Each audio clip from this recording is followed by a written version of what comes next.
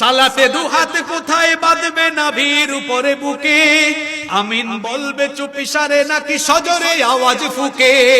ছোট আরো ছোট বিষয় নিয়েও চলছে ভীষণ দ্বন্দ্ব, সব দল ভাবে আমরাই ভালো অন্যরা কালো মন্দ।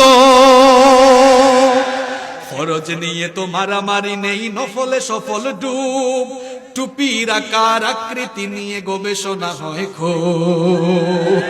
এই সুযোগে আব্রাহা দেখো হাকিয়ে বেড়ায় হস্তি, জালিমে জালিমে দোস্তি, আলেমে আলেমে বিভেদ, এখন জালিমে জালিমে দোস্তি।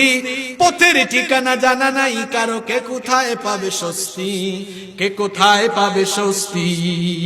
আমরা কি করতেছি শুনেন, খ্যাতির নেশায় আলেমের মন ব্যস্ত, ভীষণ ব্যস্ত। এই সমাজের সব কাজে তাই জালিমের হাতে ন্যস্ত। নিজের হিসেব করে না আলেম, অন্যের কথা ভাবে, বিরোধকারীরা জান্নাতে নাকি জাহান্নামেই যাবে।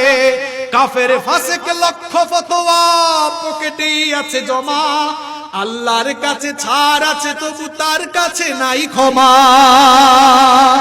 হেরার চেরাগে চিনতে পারেনি এখনো আপন পথ, জালিমের হাতে চলে গেছে তাই নিজের সাজানো ঘর। হেরার চেরাগে চিনতে পারেনি এখনো আপন পথ, জালিমের হাতে চলে গেছে তাই নিজের সাজানো ঘর। সালতানাতের মিনার হারিয়ে আশ্রয় তার বস্তি,